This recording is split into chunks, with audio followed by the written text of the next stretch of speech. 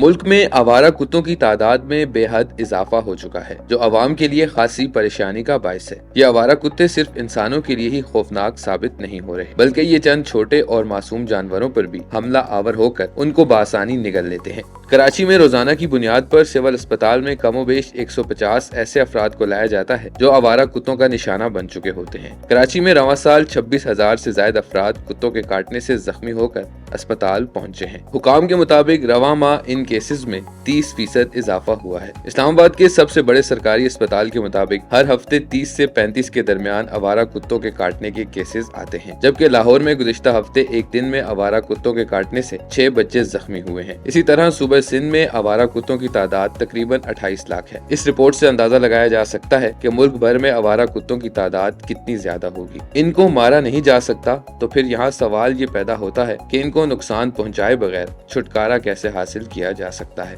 اسلام آباد wild life management کے مطابق جب سے پاکستان میں آوارہ کتوں کی تعداد میں اضافہ ہوا ہے، تب سے حکومت پاکستان کی جانب سے ان کی تعداد کو کم کرنے کے لیے ہمیشہ ان کو مار دینے کی پالیسی کو اپنایا گیا ہے، جو کہ بالکل بھی درست نہیں ہے۔ آوارہ کتوں کو کنٹرول کرنے کے لیے دنیا میں ٹریپ، نیوٹر، ویکسینیٹ، ریلیز کے نام سے پروگرامز چلتے ہیں۔ اس پروگرام میں ہوتا یہ ہے کہ آپ کتے کو پکڑیں اور اس کا ریپروڈکشن سسٹم ختم کر دیں، چاہے وہ میل ہے یا فیمیل۔ انہیں نیوٹر کریں اور پھر ایسے علاقے میں چھوڑ دیں جہاں انہیں پتہ ہو کہ کھانا کہاں سے مل سکتا ہے، جس کے بعد وہ اپنی قدرتی زندگی ختم کر کے جب اس نے مرنا ہوگا وہ مر جائے گا۔ سایہ اینیمل ویلفیئر کے مطابق بھی اس مسئلے کا حل TNVR یعنی ٹریپ، نیوٹر، ویکسینیٹ اور ریلیز پروگرام ہی بتایا گیا ہے، اور کہا گیا ہے کہ اس کے بغیر کوئی دوسرا حل نہیں ہے۔